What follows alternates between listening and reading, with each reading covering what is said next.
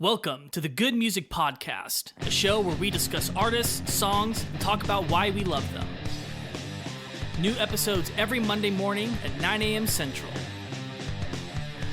Follow us on Instagram and Facebook, and become a patron to gain access to exclusive content. And now, on with the show.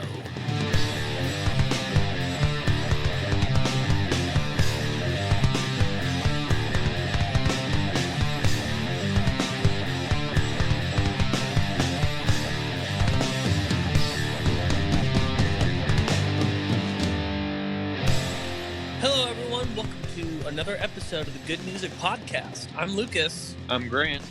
And I'm Ethan, and if it is your first time listening with us, welcome. Here's some stuff that you need to know. Thing number one, there's a subscribe button that is on whatever podcast platform that you're listening to. There's a subscribe button over there.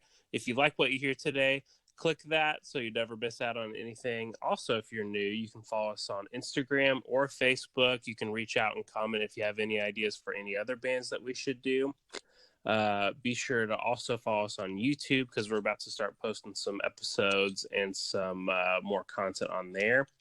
And if you're not new and you are a hardcore lover of good music, we have something special just for you, which is the Patreon. If you subscribe to us on Patreon, you get all the episodes early, a little special thing for you. And the coolest thing is you get access to the After Hours, which is a segment that we do after the podcast is over, after all the newbies listen to the good part of the podcast that everyone gets. There's a special After Hours segment just for the hardcore fans where we talk about a lot more about the bands, and we kind of lab about ideas about the podcast. So if you want exclusive content, that's where you get it. And the link for that is in the description of this episode. But today, Lucas, we've been doing this for a little while, and I think I give you the honor of introducing it. Yeah, so this is a new episode in our little spin-off series that we've been doing on the history of music. It's something that I have had so much fun doing, and I have learned a lot. And I am a big history fan, just in general. That's kind of one of the subjects that just fascinates me the most. I'm not an abstract person. I really like facts and stuff that really happened. And of course, history, as far as we know, really happened. Yeah. So until it's been proven otherwise, I've just had a lot of fun with learning the history of music, because I found so much that you understand the music when you understand the context that goes around it. And so for this episode, which we're talking about the music of ancient Rome, I actually took a legit college course, a 48 lecture course on Audible to prepare for this episode, just all about ancient Rome. And I had so much fun going through it. Wow. And I literally did the whole thing in a week. That was 24 hours worth of content. Because each lecture was 30 minutes. So I'm going to be coming with a lot of fact on this, but the funny thing is that still a lot of mystery surrounds the music of this era, because we still are not at a point where music has been written down, or if it has been, we don't have it anymore. So sad. So all these songs are just guesses still. Yes. And an issue that I had with coming up with the material for this episode is, unlike the Greek episode where I had so much Greek music to choose from, in the Roman music on Spotify, I had very little to choose from. We actually only have one record / album / collection. Yeah, I was able to find like 3 or 4, and that one was the only one that, first off, I felt was accurate, and second of all, felt like was actually any good. That was the one I listened to. I was just like, okay, I can pull some stuff from this. Yeah. So, but it was in a way, it was more difficult because I had to really dig for it. Where with our Greek music episode, there was so much ancient Greek music on Spotify that I had to like through so much to find the right songs. So how far past? So we did ancient Greek music. How many years from kind of our research into the Greek culture to now the Roman culture? So the ancient Greek period that we looked at was around like 400 to 300 BC. And so now we're moving, really, it's kind of a direct continuation. I want to say in around like 150 is when Greek became a Roman city-state, became a protectorate. So we're looking at around the time of 150 BC to the fall of Rome in 476 AD.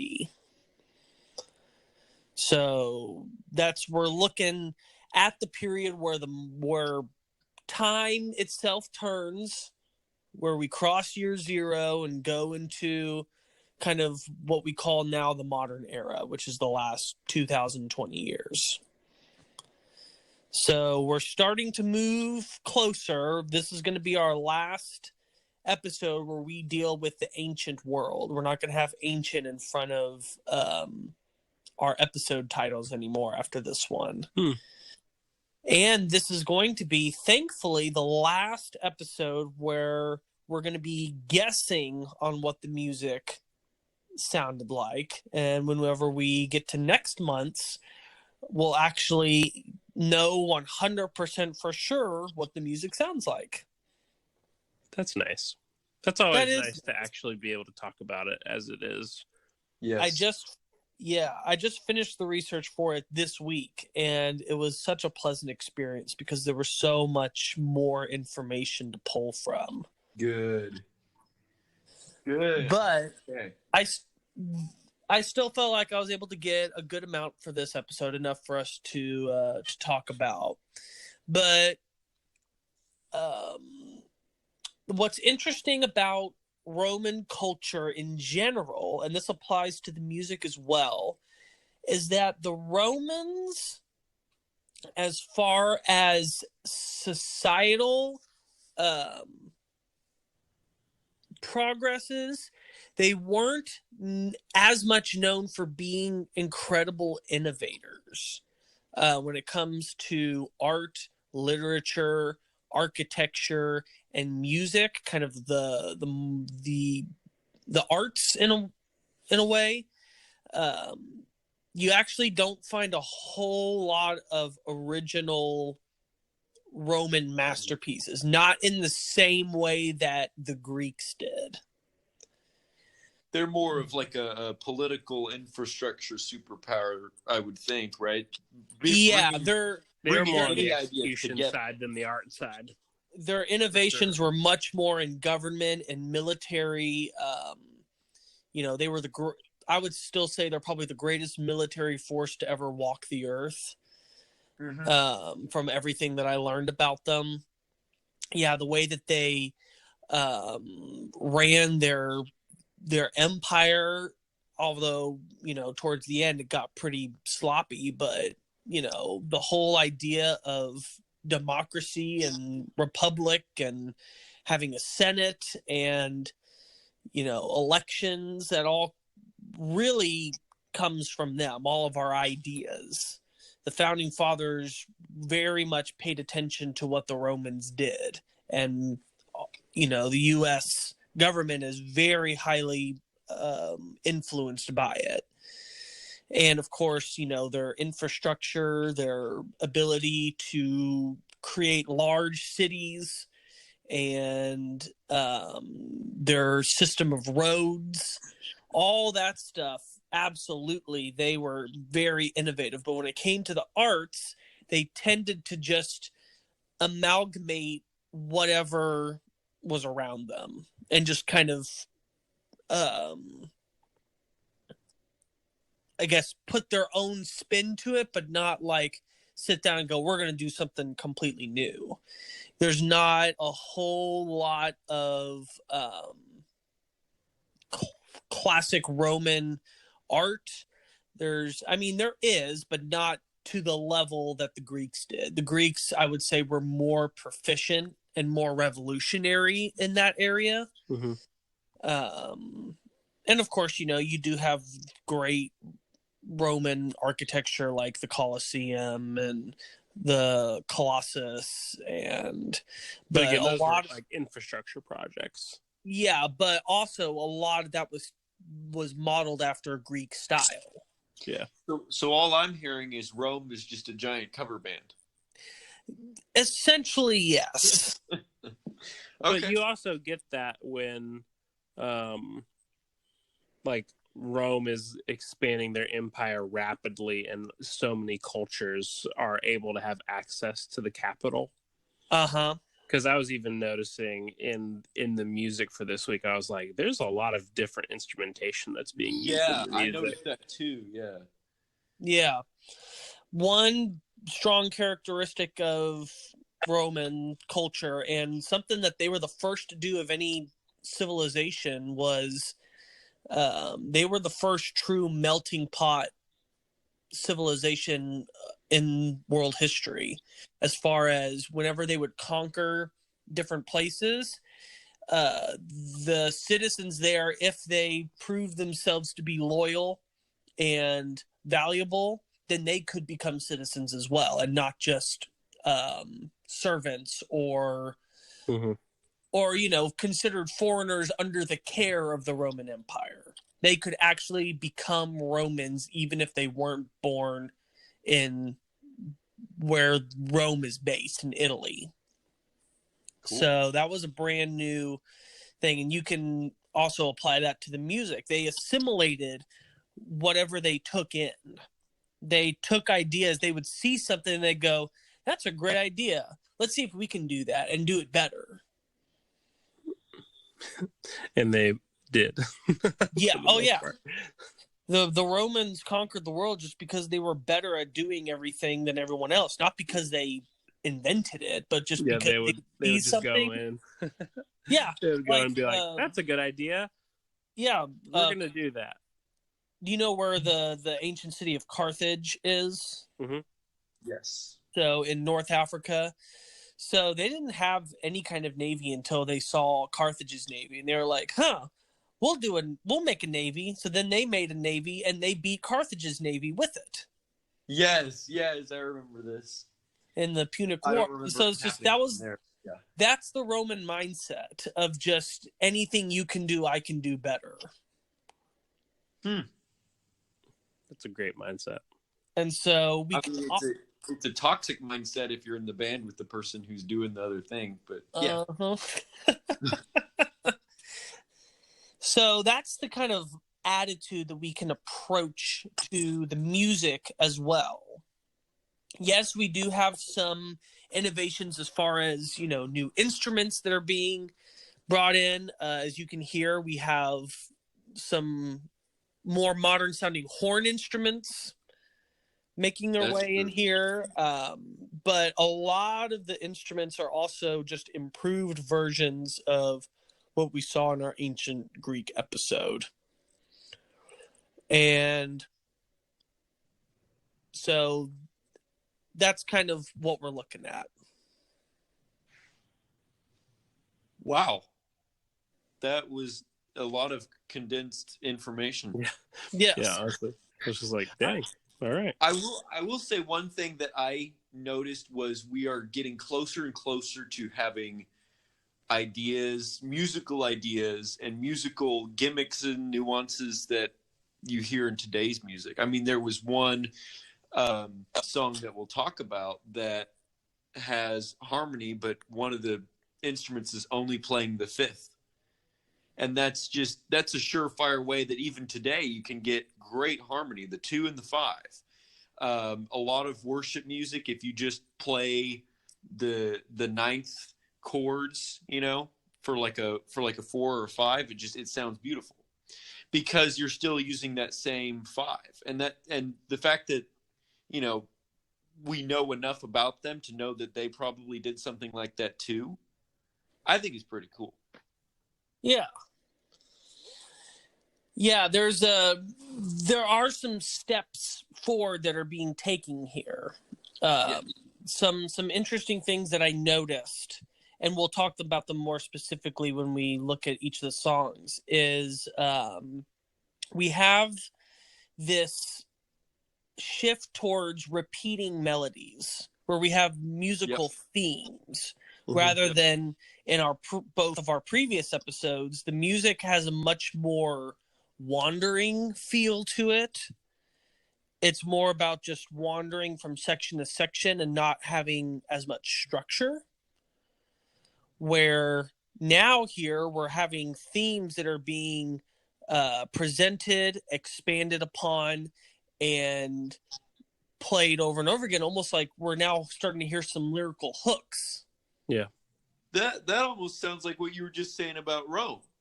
They do that about themselves, about their own little tidbits of music. They take it and they improve it and they improve it, but it's not like every section is completely new. It's just enough new to be fresh and something special. Mm-hmm. On its own. And I think, did you mention during the ancient Greek episode that Greek music had a certain context to it? Yeah. And that's the same way here? So, remind me what you mean by context. Well, as far as music was all over. It was a big part of their lives. Yes, they shared the same sentiment. Okay.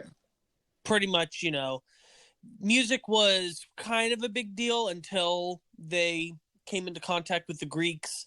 And again, they kind of adopted that. Oh yeah, music, super important. Yeah, we'll make it super important too. How much did the Romans copy from the Greeks? Quite a bit. I will be sure to ask you about the context of every song. I put for my notes on every song context ? Okay. Just to make sure I don't forget, because they each have their own mood that I think emotionally they kind of portray to obviously we're limited in what we can do, but kind of be part of the emotional arc that usually we'd have on every episode.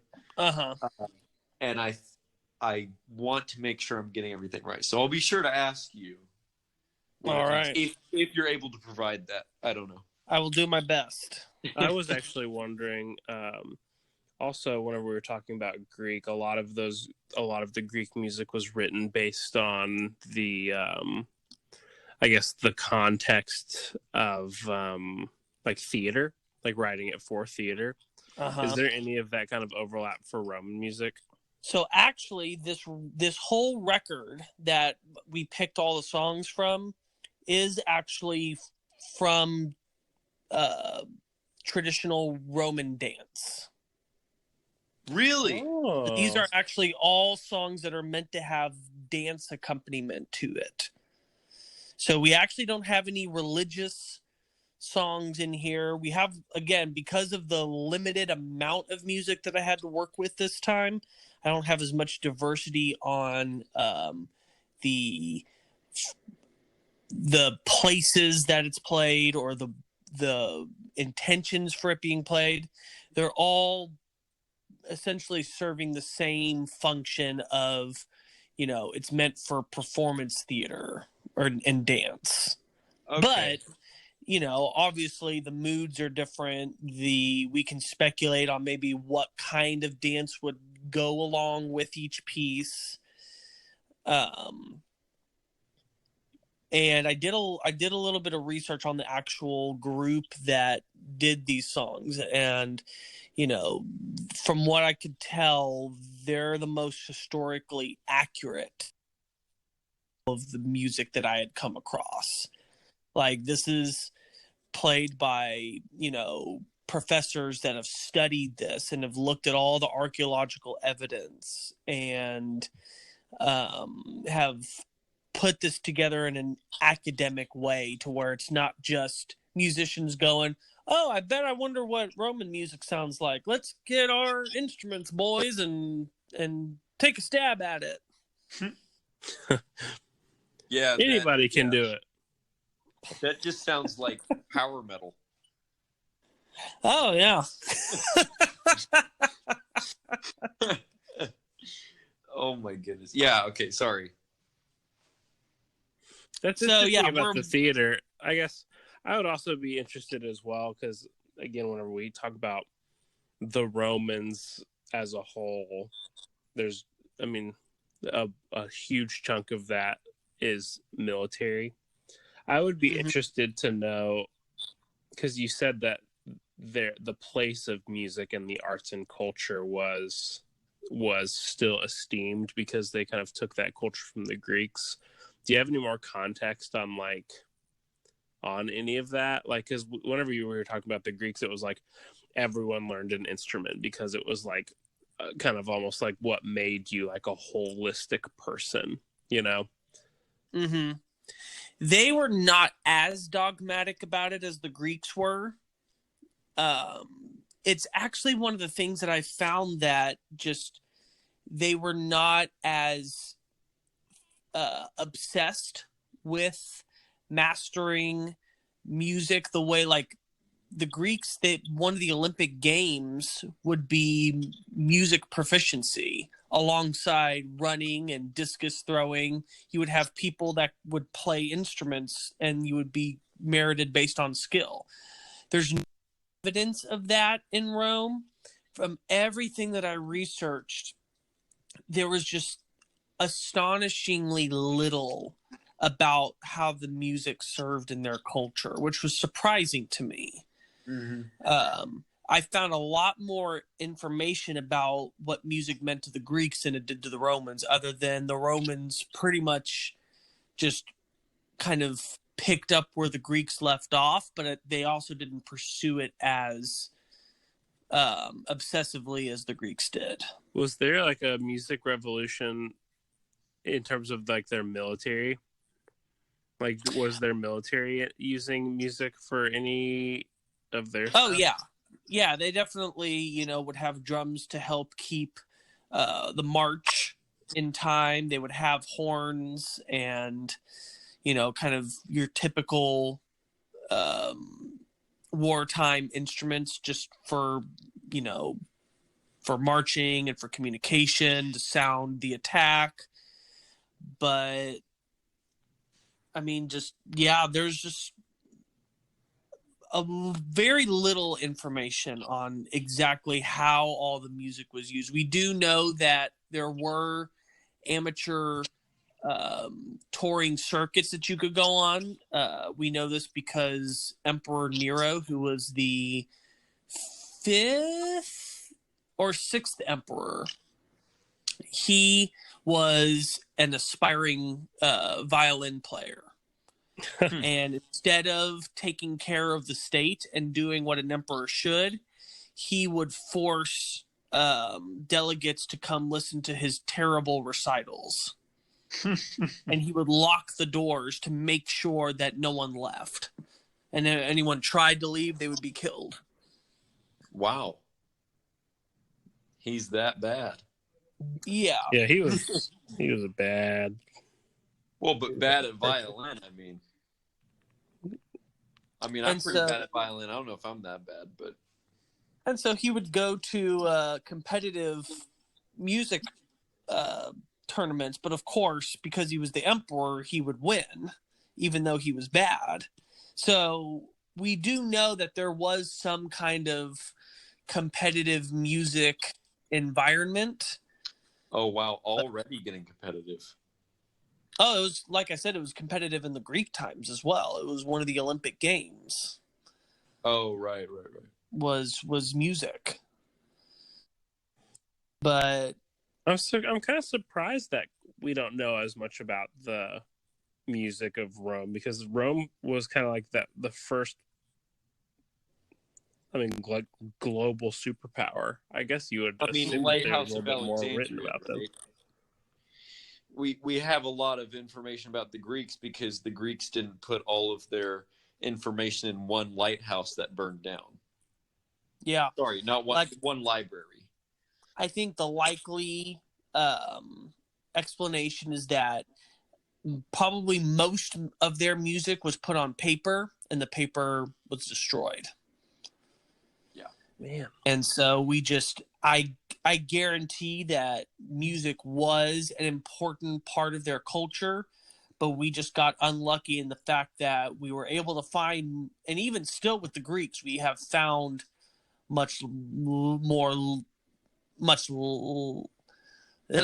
can't speak tonight. We have much more of it, but it's still very small. One thing I did and notice, we don't have, and we don't have the philosophers of the Roman era like we did in the Greek era that wrote constantly about the virtues of music, the nature of music, how it relates to the cosmic, existence. Like we have the works of Aristotle and Plato and Pythagoras and these people that really wanted to understand the mysteries of music and how it connected to the universe. We don't really have as many minds like that in the time of Rome. They weren't a very philosophical bunch. They were much more practical, pragmatic, The great minds were the military minds. Right. Or the government leaders, not the people that were professional thinkers. One thing I was noticing, same as what Grant was saying, is there were a lot of, I feel like, big musical developments between Greek music and Roman music. And I'm wondering if those things were assimilated from other lesser known cultures, because it's like for the first time we have like the implication of a chord structure, even though we're not like hearing it, Mm-hmm. Like the way that the melodies are being written, it's not like Greek music was really big on like, we're gonna hold out like this one chord and we're gonna just play over this one chord. Yeah. Now we're getting melodies that are more complicated, and even if there's not like in most of the songs, there's not like a bass tone that's like letting you know exactly what the chord is, like Western music now. Mm-hmm. But it was still like, oh, I can like my ear is following like melodically where this is going. I wonder if that, like, again, like Rome being the first global melting pot of culture, I wonder if that, it's almost like I'm just wondering, like, I wonder where that came from. It's almost like where did chords come from? That's a weird question, but that is a good question. I don't really have the answer for it, but I can kind of give an overview of kind of the different territories that could have potentially influenced the music coming in at this time. So you've got music obviously coming in from the Italian peninsula, from Greece. And then you also have music from the Middle East, from Israel and Assyria, and kind of just that eastern side of the Mediterranean. You've got influences coming from Germany and France and Spain and Britain, as well as all of North Africa. So with what we know of Rome as a culture and the fact that they just assimilated everything that they were around, then by association, we have to assume that they're doing the same with the music. While the Greek is definitely where they're pulling the most from, as far as, we do know that they pulled from them the idea of music theory, and pulling from them the modes and the understanding of how music works. And the reason we know this is because that survived into our next era. But as far as which area they pulled the idea of chords from, or I don't think I have a sufficient answer for that. But I do have a theory, because I don't think that the Romans focused as much on technical proficiency.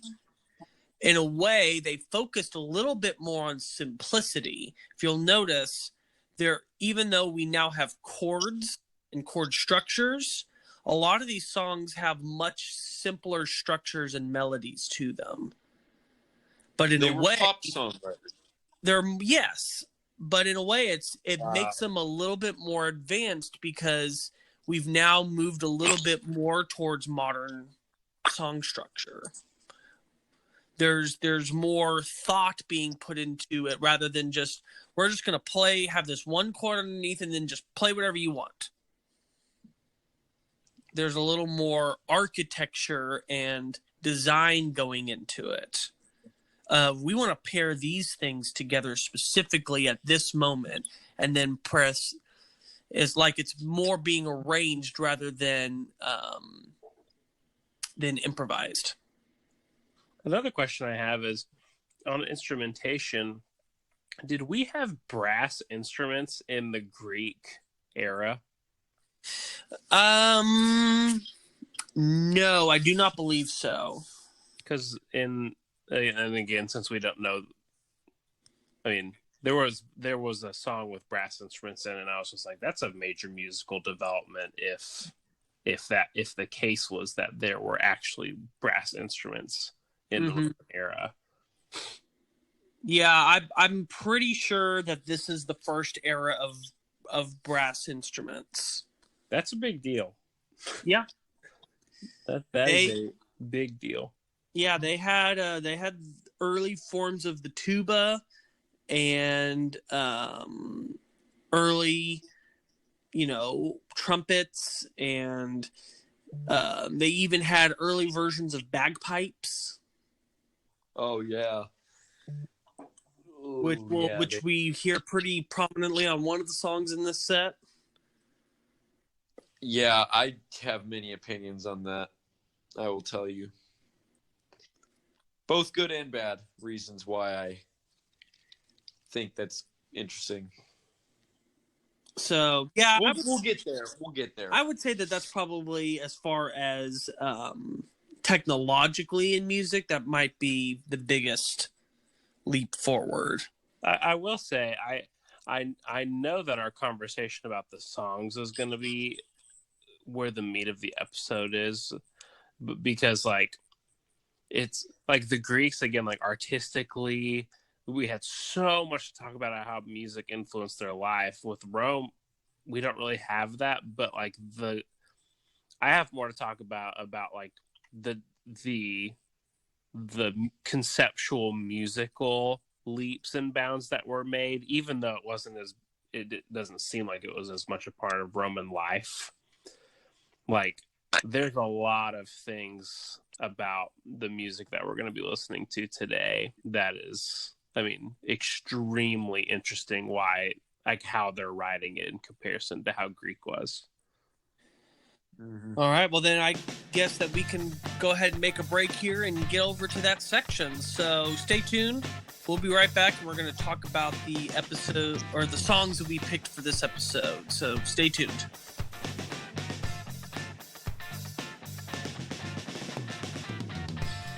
Welcome back to the Good Music Podcast. We just finished talking about Roman music for a little bit, and a little bit about the Roman culture and how it has to do with all of the things we're going to be talking about in this segment.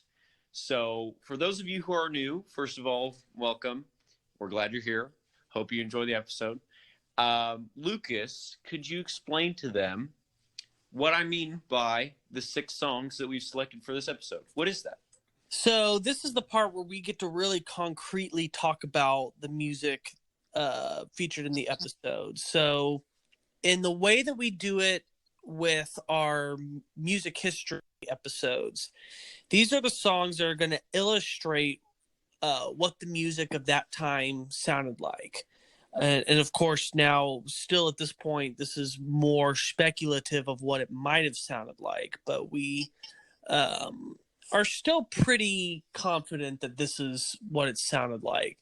And then I also try and still arrange it in a way to where there is a flow from start to finish, to where it's not just 6 random ancient songs, but rather, you can have a pleasant listening experience, songs transitioning off of each other, and so on and so forth. So if you want to listen to these songs, there is a link in the episode description to a Spotify playlist where you will find not only these songs, but all the songs from our previous episodes. So make sure you go check those out. And let's go ahead and get into our first song, which is Terra Tantara. I will say this is probably the best way you could have started a set. It's really weird that I mentioned power metal earlier, because it does sound like the beginning of a power metal album. Yeah, I can definitely see that. I just thought it'd be cool to, like, especially when I was listening to the record, this was like the 5th song on, and I was just like, oh, I gotta put this at the beginning. Yeah. It sounds like there's an announcement. Yeah, fanfare, like the beginning of Star Wars or something. Yeah, heralding this new era of music. And it's all a bunch of riffing all over the major chord, and we talked in the last segment about Romans kind of doing the whole theme and variation thing. This is the epitome of that. There's almost like verse chorus sections to it, and they'll stop and then they'll repeat, but it'll be slightly different. They'll repeat a certain line a different number of times, or they'll play it slightly different, or they'll add this new harmony or whatever. And so I think this was a great way of introducing that idea, and that idea that's pervasive through the whole set. Yeah, we instantly hear a lot of new ideas in this, even though it's very simple. Like, they're really only playing a couple of different notes, and they're holding them out for long extended periods of time, but we're already now seeing some advancements in music theory and application. I mean, the big one being, you've said it already a couple times, harmony. Yeah. And harmony that's not just made up on the spot. It's like they know these notes sound good together. Let's play them together multiple times because it sounds good, right? That's what a chorus is, And it's also the fact that we do. I think Ethan mentioned brass. Was this the song you were referring to? Yeah, it sounds like. Right as I heard this, I was like, brass? Yeah. I wasn't expecting. I guess it makes sense with all like the metal working that was going on in the Roman era that they would have figured out how to manipulate metal. It makes sense to me. I just wasn't like, whenever I heard it, I was like, I didn't think that we were going to get to brass till, way later. I mean, the Romans were not stupid. They understood their metallurgy, so I would not be surprised. I like the use of call and response, and that's true. That was one of the things that stuck out to me in terms of, like, it was a little bit more difficult to pick for my ear to pick up the a verse chorus, like anything that was like similar in that way. But I was hearing sections based on like there was a section where they would call and response, and then there was a section where they would be in unison, and then there was a section of call and response, and then there was another section of unison. And I think that goes back to, it makes a little bit more sense if this is all based on dance. It makes sense that the call and response is there. I can. Yeah, but what kind of dance though? You know, back back in the day, like I can imagine like the male partner doing a dance and then the female partner doing a dance as a response, you know, and then like coming it almost together. sounds like it would go well for like a line dance. You know what I mean? Where they announce the new like slide to the left. Du, du, du, du, du, you know? I don't know. That's what I think of. But in a dance contest, Well, that was pretty common back then, where it's like the males will all do one dance motion together, and then the females will all do that same dance motion together. You know what I mean? Mm-hmm. That may very well be it then.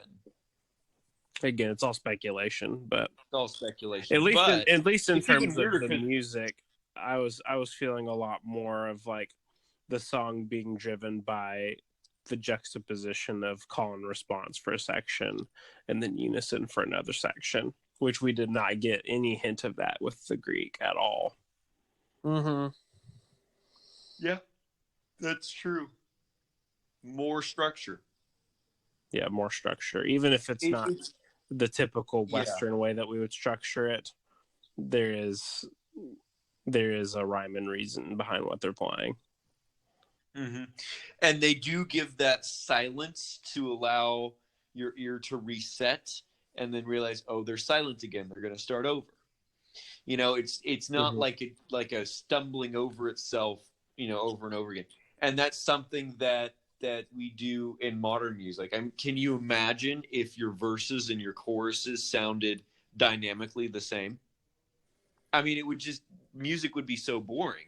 But because you have, you know, the pauses between notes, it's the space between the notes that really matters. That's what I'm trying to say. Silence is golden.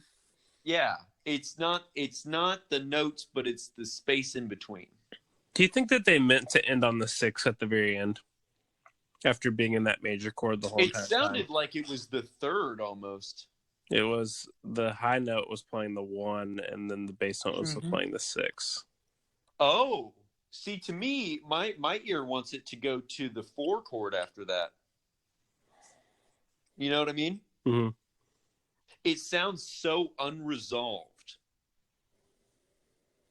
And yeah, I think that if somebody were to compose this song today, they would not have ended there.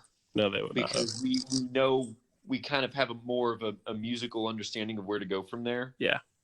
But I think this is almost before that they understood how to do tension and get tension and release across in a melodic way, which I have more thoughts on tension and release later. But I feel like they understood melodic composition enough to do this, but they didn't understand it enough to be able to like know how to end a song like in a satisfactory melodic way without speeding it up.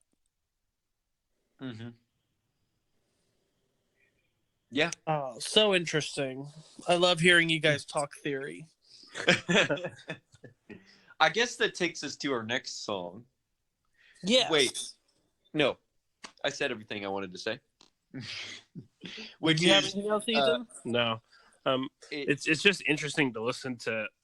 Again, it's almost like I wish that I would have gone back and listened to the Greek and then listened to the Roman because I'm really going based off of like my memory of how I was perceiving the Greek. But I was mostly on all this stuff. I'm just impressed with like how far music has come, even though it wasn't culturally a big deal.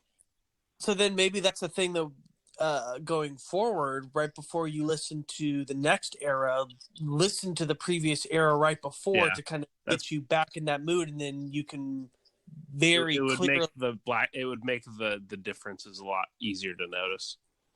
well, the differences are going to be very easy to pick up next month. Oh, good. So our Oh, second good. song is Calpurnia. Yes, which is actually probably my favorite of the set.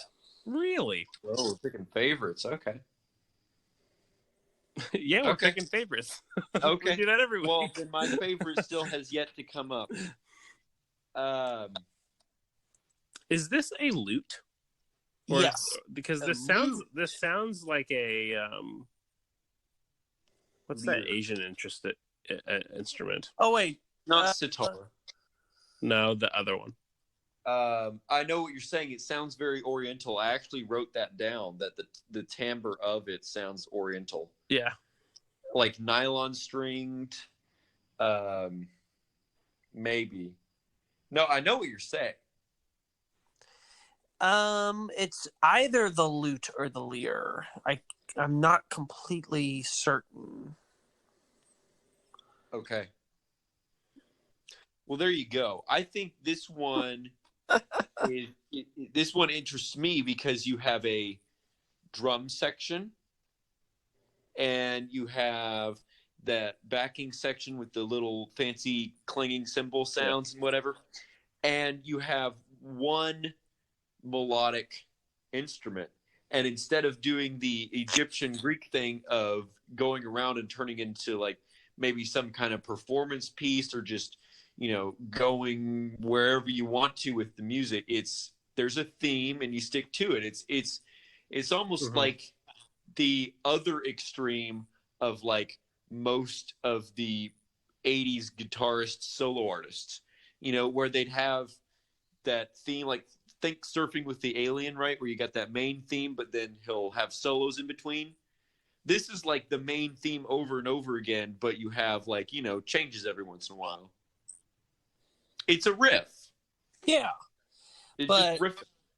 I really like that riff. Yeah. I would say of all the songs, it's the one that stuck in my head the most. To where I'm just like, I could hum that. There are definite sections to this, and this was the first time that I had heard harmony more, I guess, from a modern standpoint, where it's like I'm playing two notes literally at the same time.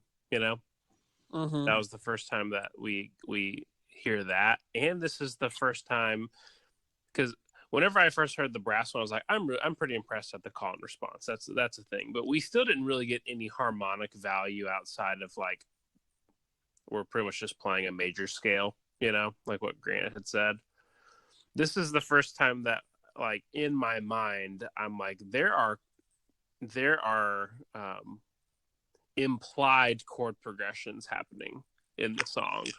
We don't get like the actual chord progressions, and maybe that might be pretty highbrow for anybody that's not a musician to understand what I'm talking about.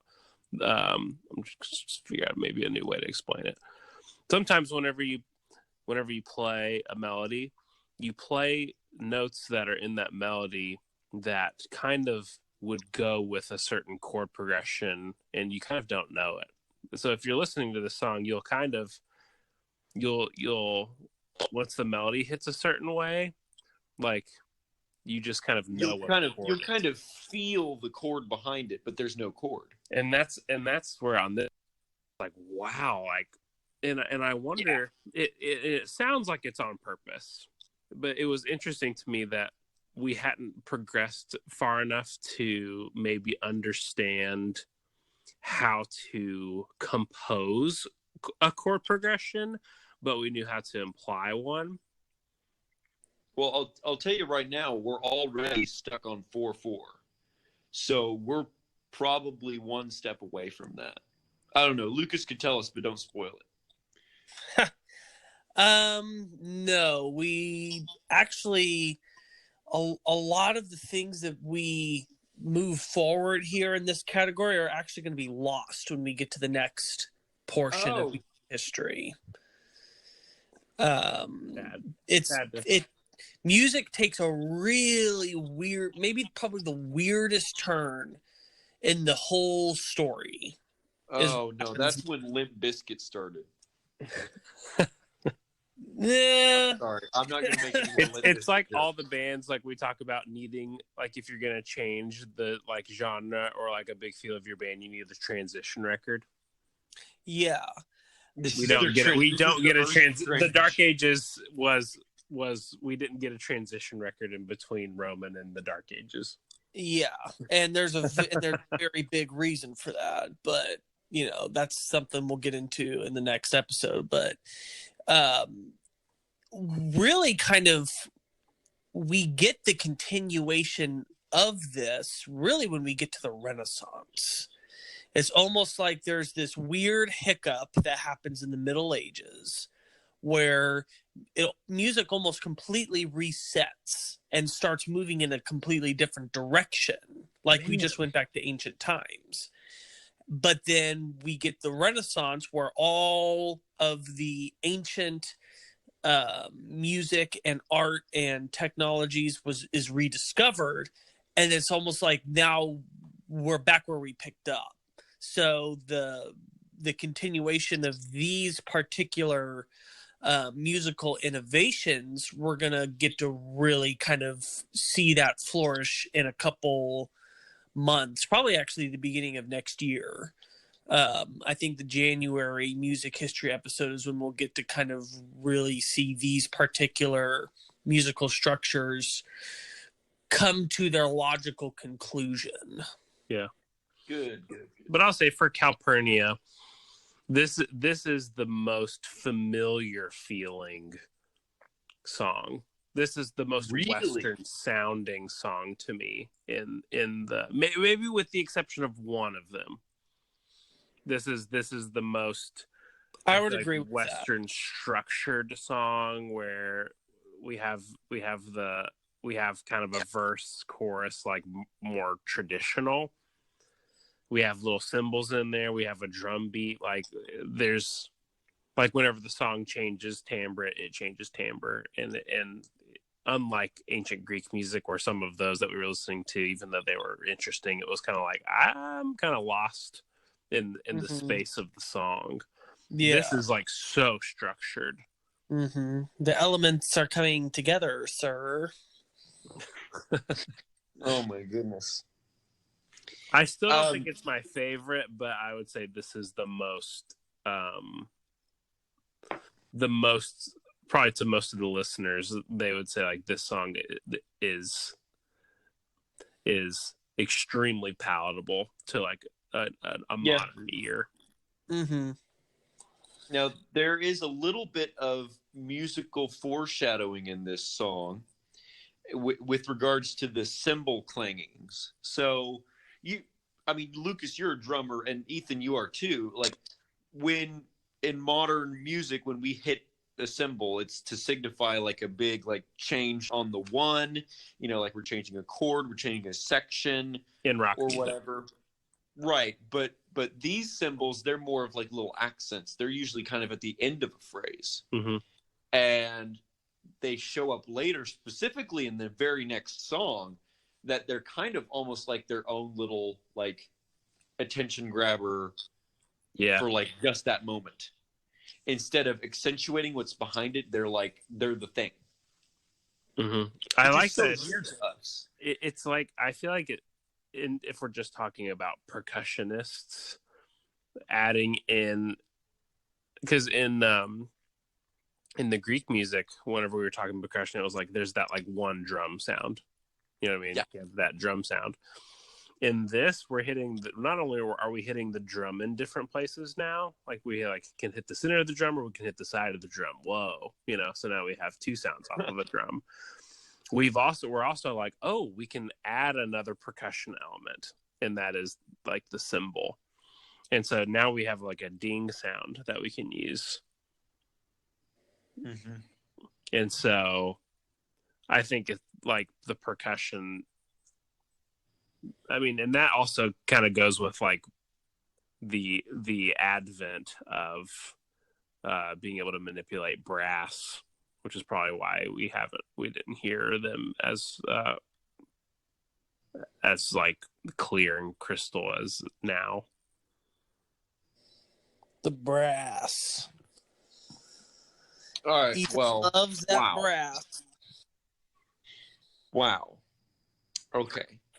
I think I'm excited to get to my favorite song of the set.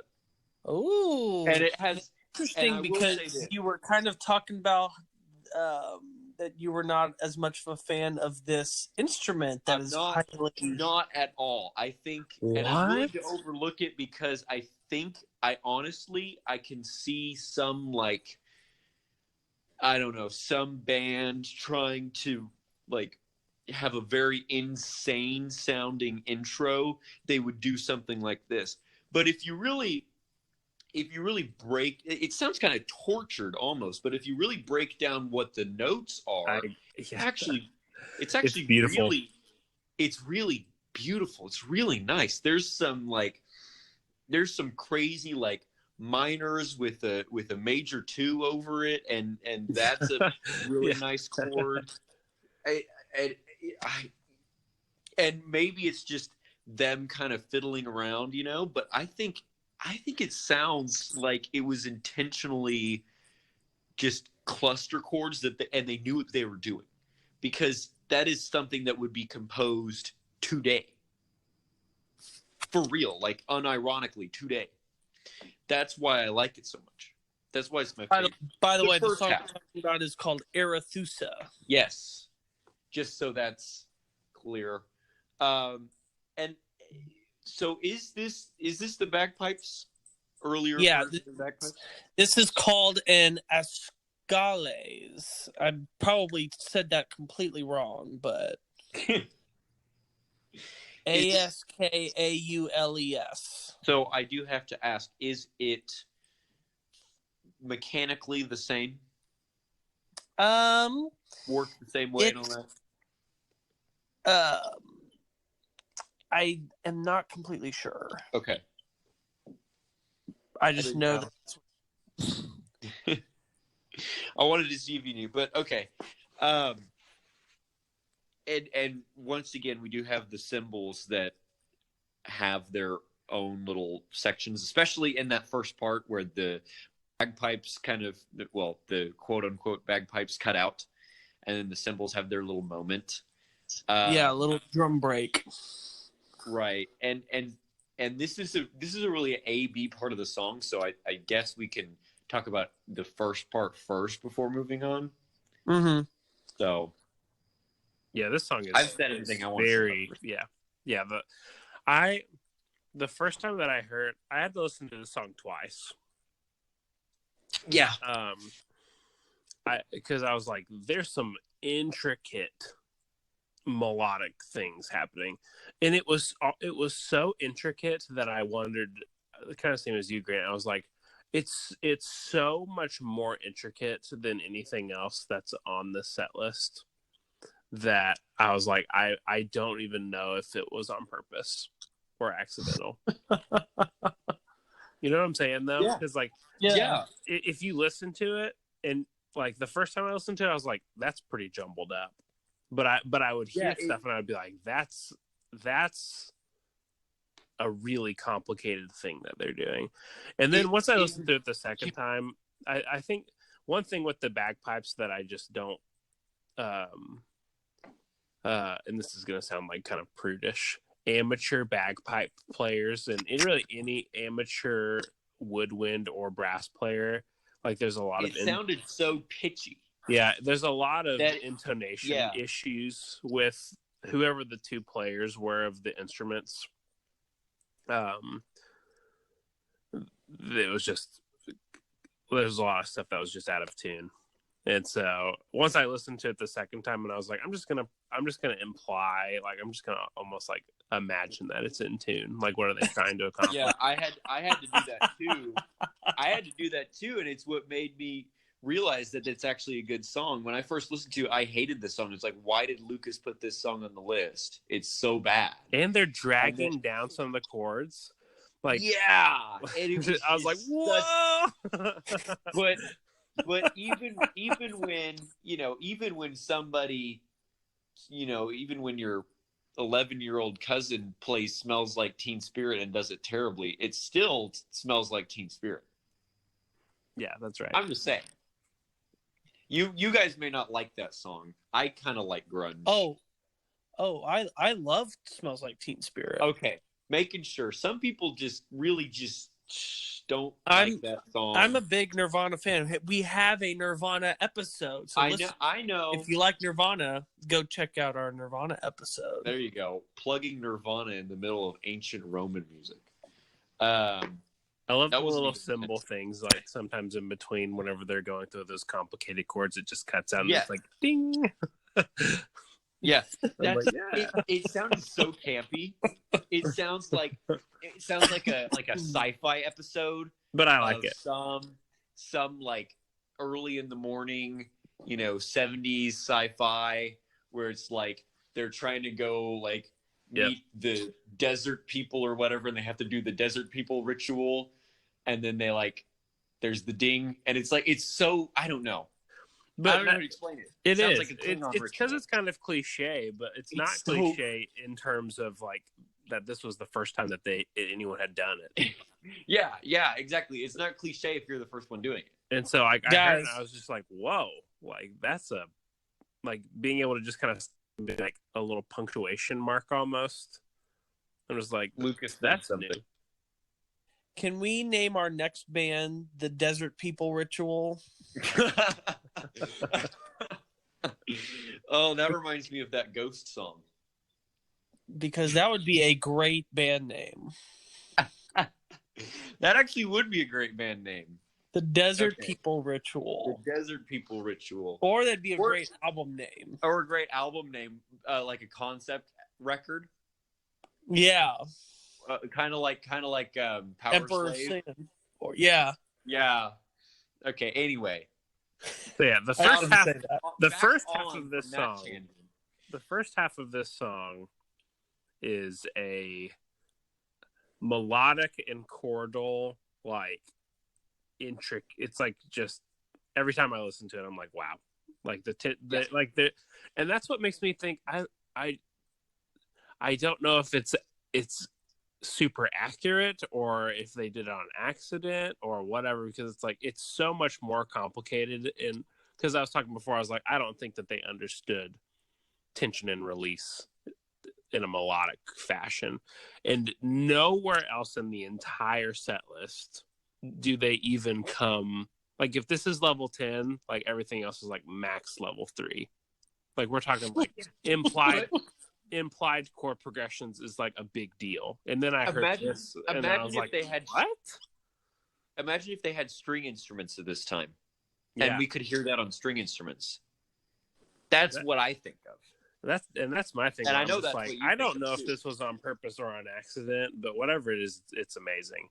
And it's a big stark, and why I almost say that is that the second half of this song is so completely different in what I would expect out of what ancient Roman music would be than the first half. This is like the one of this set where it's just it goes so many different places. And the second half I think there's drums on it, right? Yeah. And there's that gradual acceleration of everything, and it's the woodwinds playing that same theme over and over again. Mm-hmm. And there's that harmony behind it. And this was the harmony that I mentioned last segment about how they are one of the woodwinds is only playing on the 5, and the other one is the one. You hear it as the 5? I hear it as the 5. I hear it as could be minor as a 6. Okay. Well, I was just thinking in a minor context. That might be it. Maybe in a Dorian context, I'll say that because whatever. Anyway, but point being is it's always on the same note, and they're constructing the harmony that way instead of the parallel harmonies that we had with Greek music. And that's something that we do all the time. I mean, there's even a Dream Theater song, Surrounded, off of Images and Words, when he plays that really fast arpeggiated section. But, it's a bunch of triplets, but two of the triplets don't move at all. But it sounds like it's a really big harmony, and it's the same way with this one.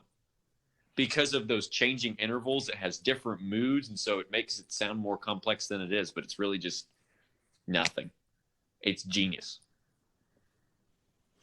Yeah, and I think similar to Greek music, and it also still makes sense that this is in the context of dancing, but like building tension and release with a tempo change, like with a gradual ramp up in tempo.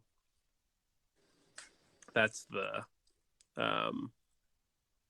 this song and another song both do that. I feel like that stays maybe until whatever the next episode is, but it makes sense from a dance context that it's like, oh, let's just get faster and it's kind of more fun or whatever. But I'm hearing that harmony as a 6, and so I was like, it's kind of weird to hear we're holding on that minor chord and like speeding it up. I'm just like, am I supposed to be happy or sad? I don't really know. Is this like a somber song or not? Because it kind of starts out, I'm like, oh, this is kind of like sad, like, and kind of reverent. And then it's like, then it speeds up and I'm like, oh, is this? It almost sounds like I'm confused. It's almost like it's like mounting dread almost. But yeah, Really? I also feel like speeding up songs in modern culture, we associate faster tempos with more upbeat songs. Mm-hmm. And that might just be a Western ear thing where it's like, now that the song is faster, I'm like, oh, it's like dancey kind of now. And just the way that the song melodically is laid out, my Western ears interpreting it as like, I'm confused because like I feel like this should be happy and it's not. I will say this is not the only instance of the acceleration at Celerando that we have in the set.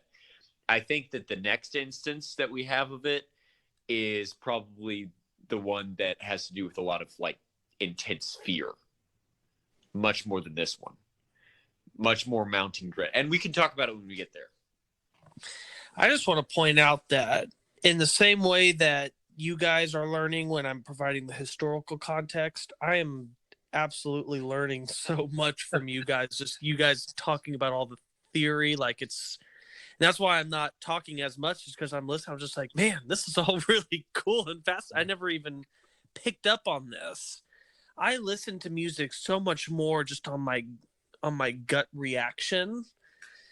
And again, that's why I picked the songs. It's just because I was just like, this song just feels like it has something that needs to be talked about. Yeah. I'm not the other picking thing, up sorry. on the, oh, listen to where they put the 5 or the 6 right there. Or I'm just like, this Cool. sounds interesting. Let's see if this works in a set. And if it does, then I bet that they're going to have some great things to say about this. This art is bad. This bagel is bad.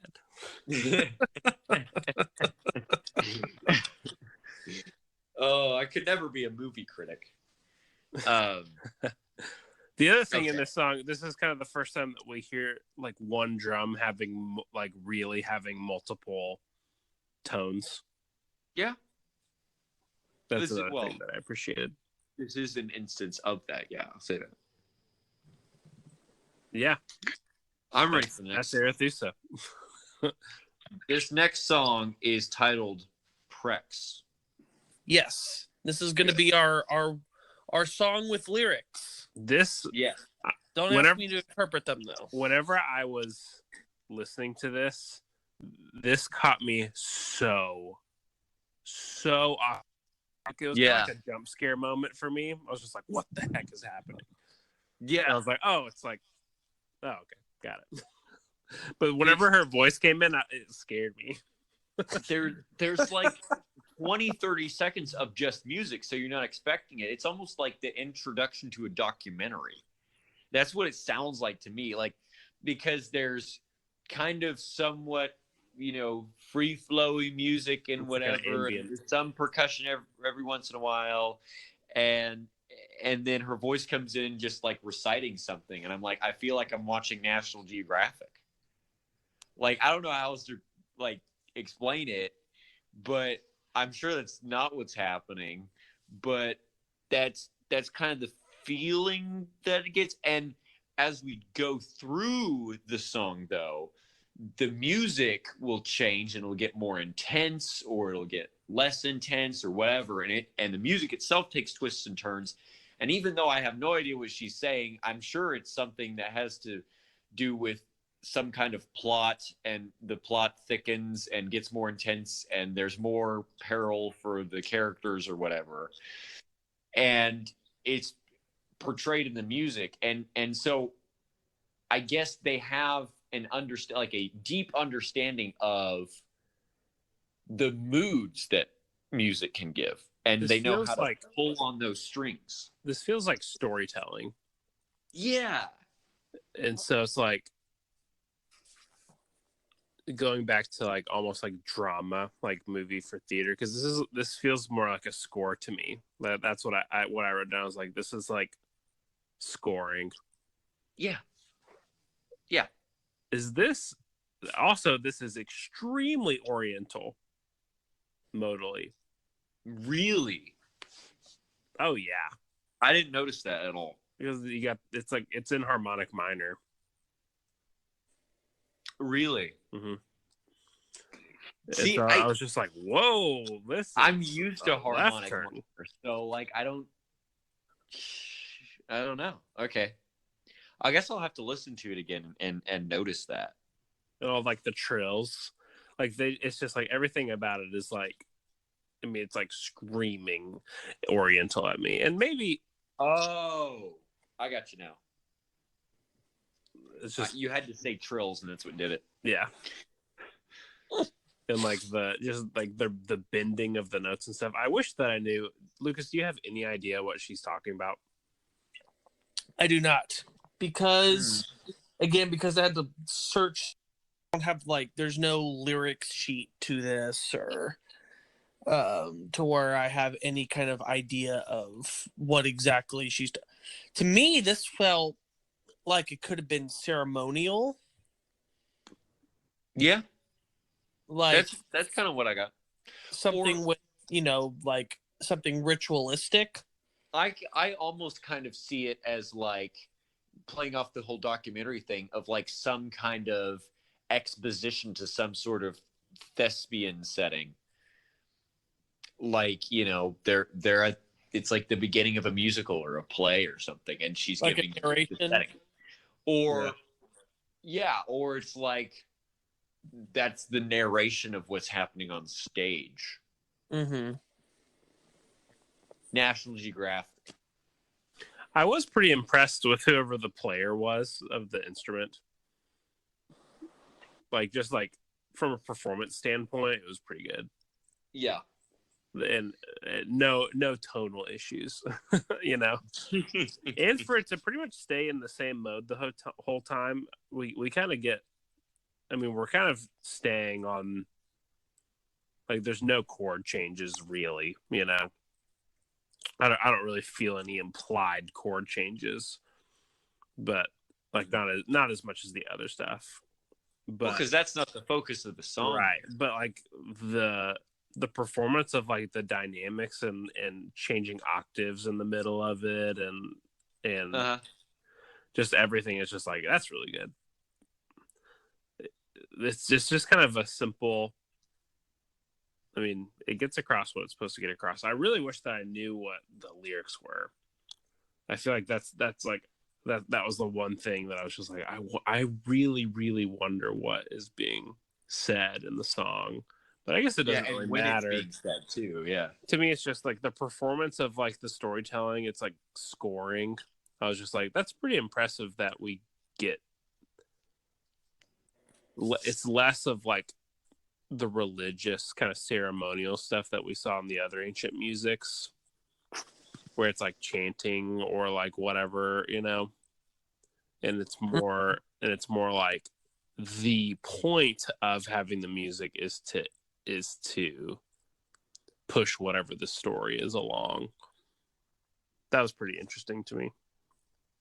Yeah, this time that we have so many uncertainties on what's going on, like because of the fact that this is not going to be attempted recreations, and because the nature of recreations like these is that there's not going to be a lot of public data about them, because they tend to have inherently small audiences to begin with.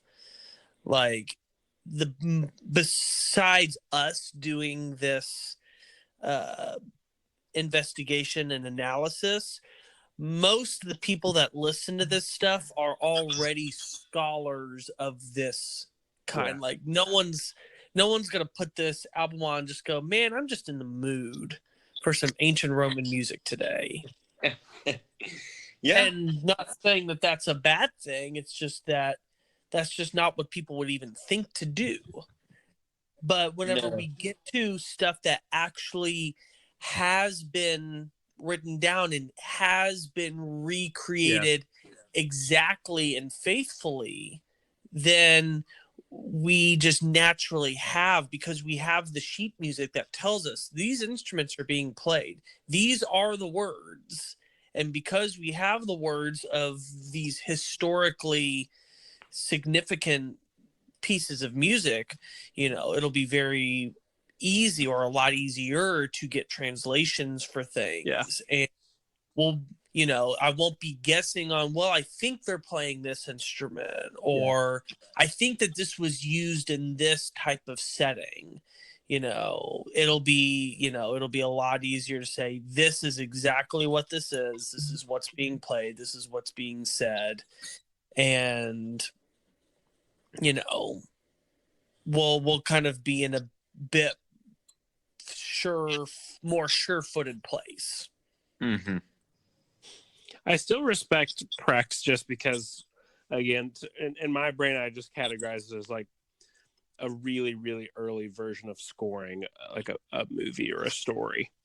And I still think that has a ton of artistic value, even though there's not a ton to talk about because it's pretty much one instrument and a vocal. It's impressive that we even got to that point of like combining storytelling and music in this period. And I think that also has to go back to Greek separating religion and music as being like mutual, like together, and they made them exclusive, and so we kind of get almost like maybe coming back a little bit together to be like, oh, it can be used to still create a big emotional thing, but this is really, a good example of that to me. All right. Wow. I think we can go on to the next song. That was deep. It was. Let's go on to a really scary song. Well, Ecstasis. Ecstasis. Is that how it's pronounced? Not ecstasis? Ecstasis. Floating around in ecstasis. Okay. So this is the other cello rondo that I was mentioning. But instead of having the harmony where one keeps the note, they actually parallel each other, kind of like what the Greek music did. But instead of kind of paralleling each other in scale, they do a Slayer thing where they just keep the same interval and do it over and over and over again. That's what that's what lazy metal is just intervals that are repeated over and over again in the same riff. And this was the one where the drum kind of sounds like a heartbeat. I don't know if I mentioned that already, but the drum is kind of like a bum bum bum bum. It's like on the it's if it's in 4/4, it's on the 1 and the 2. It's like it's on the and a 4 and the 1. Okay, that's okay. Either one.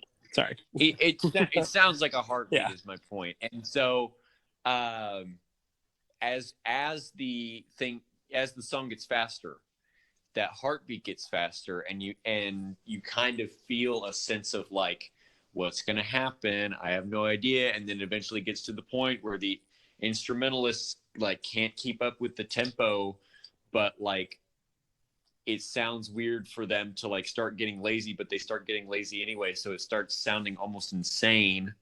And then they go up like an octave, like somebody like snapped or whatever, like mentally snapped. It just, this is stoner metal of Roman era. Yeah. If the last one was National Geographic, this is stoner metal. That's all I have to say about that. Okay. This one is interesting just because it's, you've got so this is an instrument carried over from ancient Greece called the aulos. If you remember, it's just a type of flute that they used. If you remember it being used in our Greek music, but pretty much now, you kind of play two notes at once, kind of thing. Yeah, because it's two instruments pretty much combined into one. You've got it creates like a V shape, and you have holes in each one. And you play with both hands at the same time. It's a very visually impressive instrument. And it's pretty much like supposed to be an ancient version of the oboe. It's meant to kind of, or like a clarinet, meant to have the same effect. But yeah, you've just got this constantly repeating pattern that just gets faster and faster and faster, and it is almost a little maddening. And I felt like that this was good to kind of put after the slightly creepy prex and just kind of, helping to increase the tension. Yeah. And so I thought that this would be an interesting way to have as a penultimate selection. I will say at this point in the set, I think this is probably like by far the best of the emotional arcs of the ancient music. Well, we're not ancient anymore, are we? But we are. This is the last of the ancients. Okay, but this is by far the best emotional arc of the music history we've had so far, of all three, of course. But just because there's themes that are carried over, right? We had the kind of creepiness with the last one.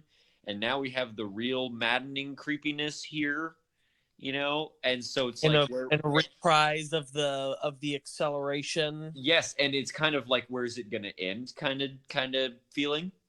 Mm-hmm. And that's how Eccello Rondos are. I mean, Stairway to Heaven is one giant Eccello Rondo. The way they ended it was they just finished with a solo, and then just went back to the original tempo.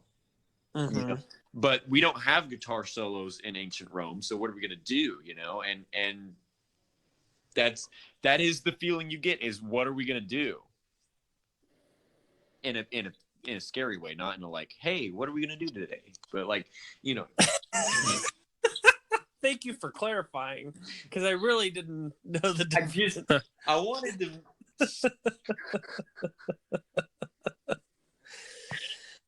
You know what I mean. Oh yeah, I know what you mean. Yeah, and then I thought it would be nice to just have it resolve in a very serene way at the end with the last song. Yeah. That's what I noticed. It was we kind of returned back to insanity. Not insanity. Back to sanity. Uh-huh. Oh boy. I thought that was a good pick, because it was. We can get there when we get there, unless you want to go ahead and move on.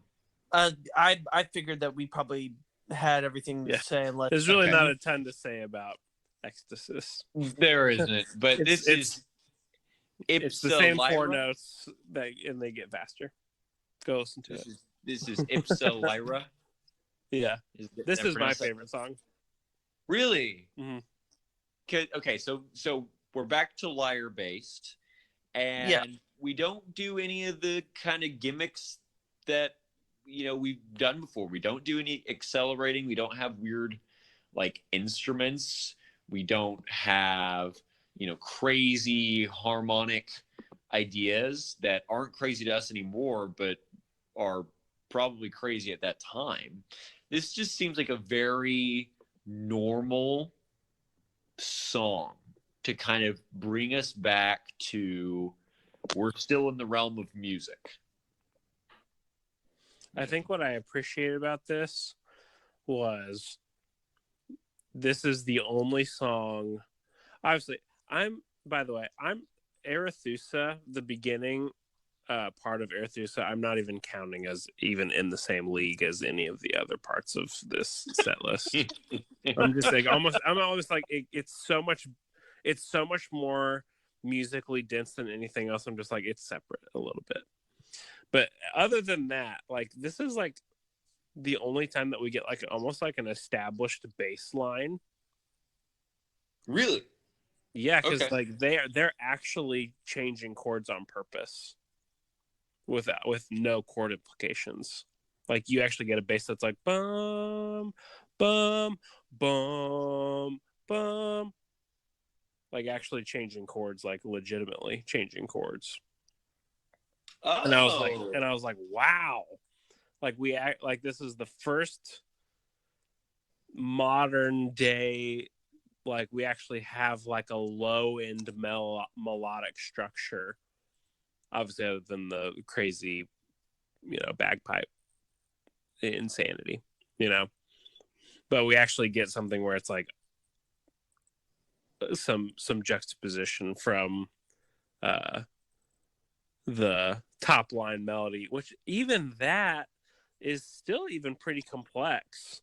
I know, like if anyone goes to listen to the Spotify playlist, like whenever you listen to it, you'll kind of notice what I'm talking about, where it's like melodically, it's really it's not complicated, like they're just doing a bunch of crazy stuff, but like you could like put words over this and sing it and add different instrumentation and you'd be decently fine as a song structure in modern day. That is something I'd love to do if we all had more time. I know we don't, but every month picking one of the songs from the ancient history and just like reimagining it. I feel like we would either pick this one or we'd pick Arethusa. But I mean, we don't have time for that. I wish we did. Arethusa sounds like another great, like if we were gonna do a metal cover of any of these, we would do it of Arethusa, and then we would call it Arethusa, and people would be like, "That's metal." Yeah. Oh yeah. And we would name ourselves the Desert Temple People Ritual. The Desert People Ritual. The Desert People Ritual. Oh my goodness. Yeah. Love it. Yeah, the main reason that I like this was like melodically we are pretty advanced melodically, and we have like the actual like kind of an anchor bass line, like something to anchor us in like where we're at melodically and where we're at rhythmically. And I was like, that's a pretty big deal in the formation of music as holistically. Because even in Terra, was it Terra Tantera? Yeah. In that, it's like we're kind of just outlining a major chord, and we have some call and response. But it's like getting the tempo locked in. That's a little bit trickier. But in Ipsa Lyra, it's just like I am following where this song is at the entire time. And it's because of, I guess, the advent of having this baseline structure. And I hope that we don't necessarily lose that whenever we go. I know we lose a lot of things in the next episode. I will agree with that now that you say that, but I almost wonder that I thought this was normal because it sounds like music we have today. That's right. To other songs. And the big innovation on this one is not in the treble frequencies. It's not in the mid frequencies. Yeah. It's in the implied nature of chords. Yep. Crazy. Mind blowing. And all that, I think, chords. serves the it seems to be a good bridge into the future. Yes. It is. This was a good set. Wow. I'm happy. Thank you. With stuff like this, it's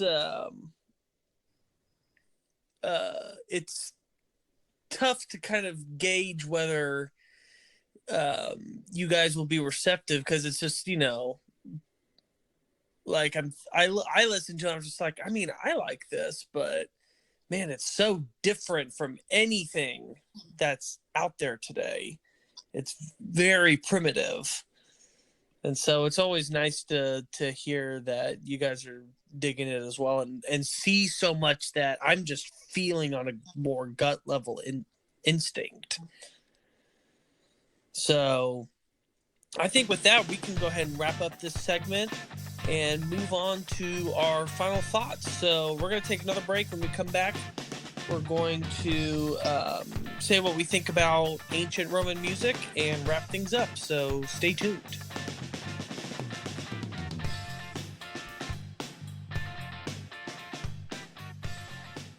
Thanks for listening to the Good Music Podcast. We just got done listening to our 6 songs on the Spotify playlist for ancient Roman music, which was Terra Tantara, Calpurnia, Arethusa, Prex, Ecstasis, and Ipsa Lyra, which, seriously, if you listen to our conversation about them and haven't listened to it, go listen to it, like, right now.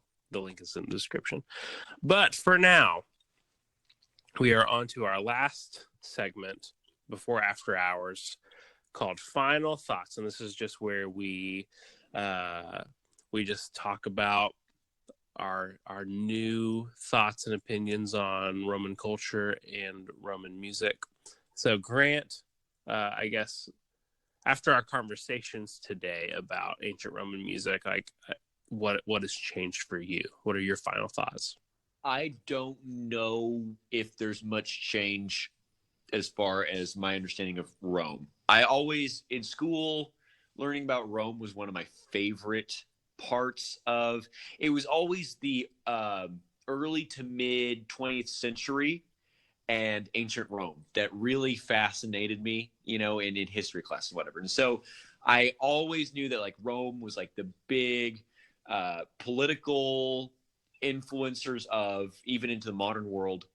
But I never learned anything about their art. But it makes total sense to me that they would just be giant assimilators, because that's what they always were. They were bringing, you know, Egyptian culture to the Spanish and vice versa.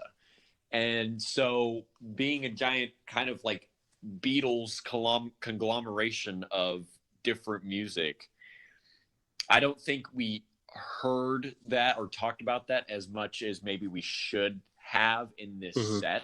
I wish we would have touched on that more now looking back.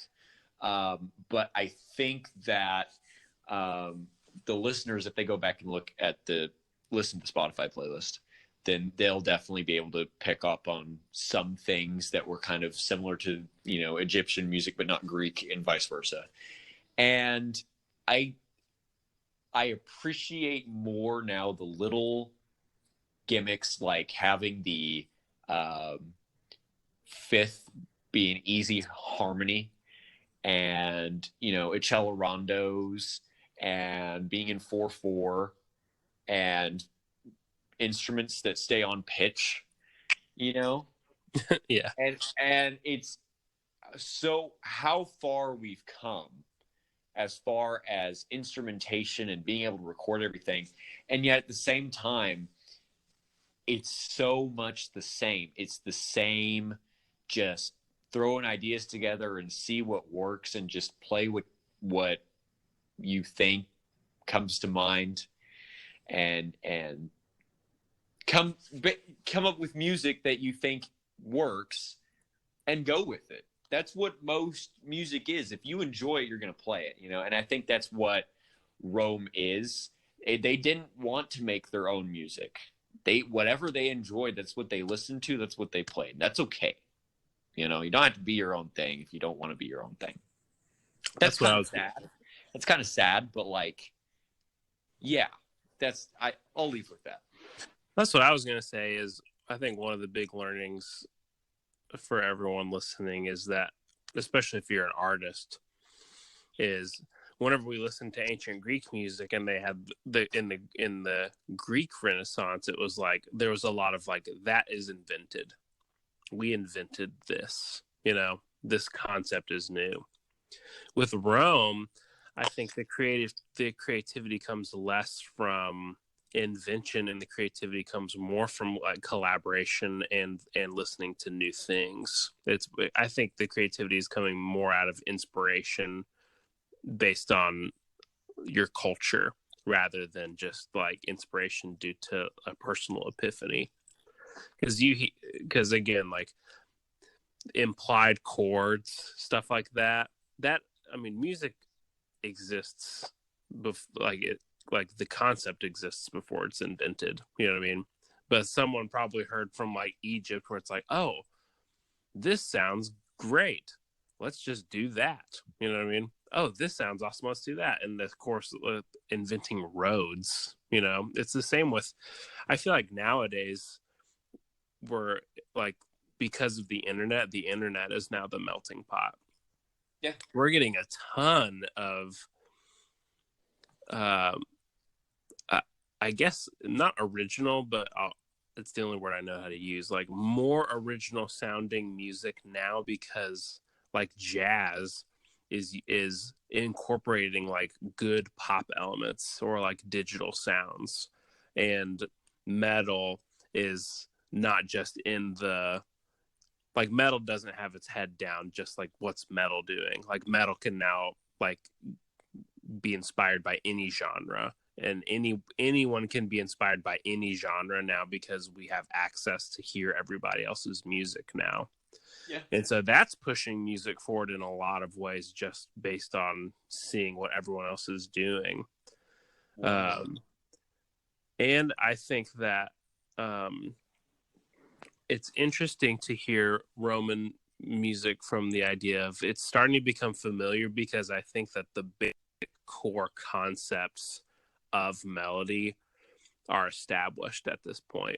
Like what we still know today is like what melodically sounds good. It's almost like it took until the Roman era for people to be like, yeah, you know, like that, yeah, that sounds good. That is good. And it's not just because it's ceremonious, and it's not just because it makes you feel a certain way. It's like it's almost like society as a whole had like it's like they got ear training as a holistic unit. And I hope that we don't lose that, because it seems like in the next one we start getting, you know, I don't know exactly where it's going to turn, but it'll end up coming back to where it's like, oh, harmonies, like things that actually sound good come back, but it's still going to be established in whatever happened during the Roman period of time, with everyone coming together and almost everyone's cultures collectively combining, helped all of culture as a holistic thing almost decide like, yes, this is what the human ear and the human mind thinks sounds good. That's what I appreciate about it. There's a lot of really big tie-ins with that final thought. That was a final thesis. Yes, it was. Okay, Lucas.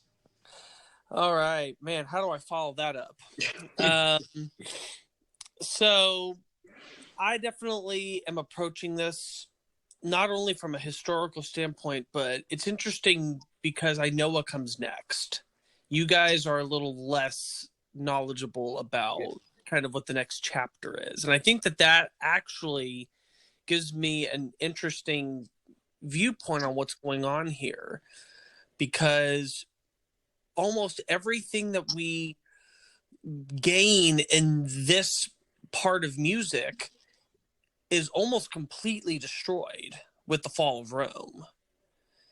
And we almost go back to a primitive era.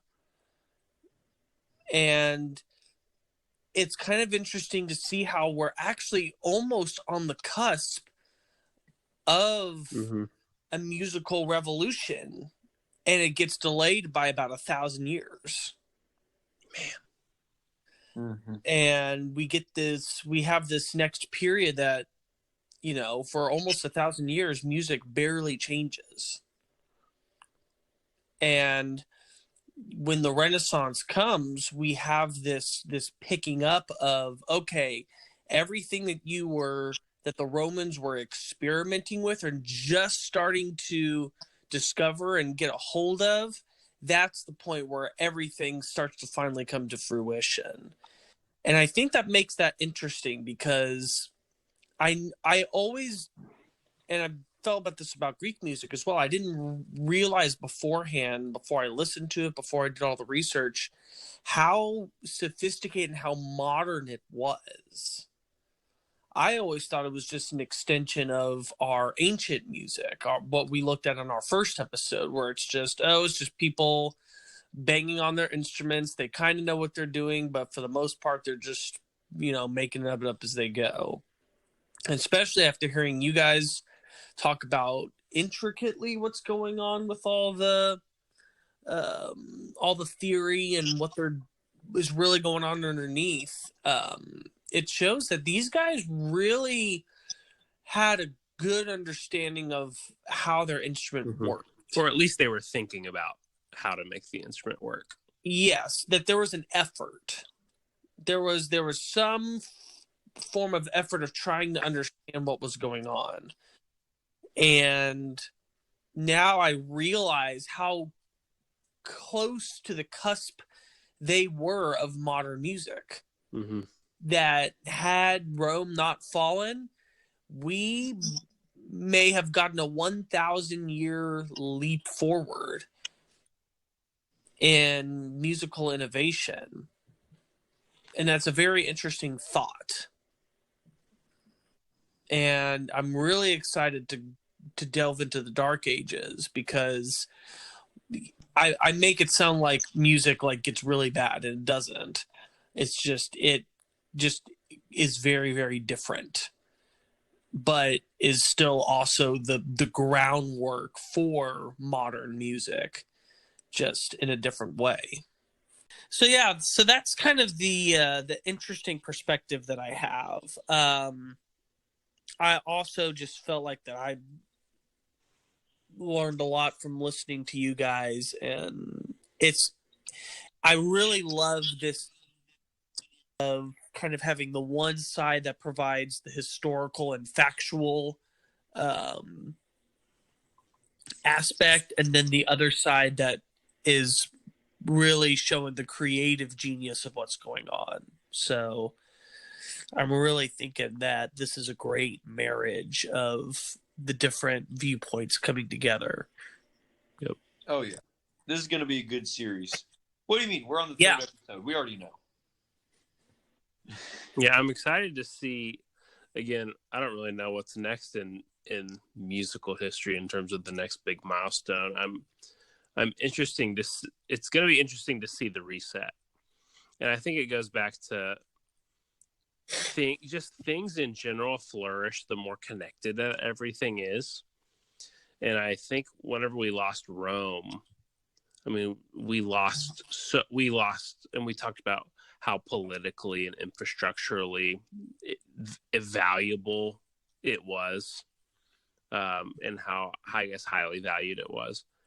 And to lose all of that connectivity, and to lose all of that ease of access to other cultures and ease of access to other ideas, I can see how it would be easy for whoever picks up the torch musically next to have literally no context at all for what came before them because of the lack of access.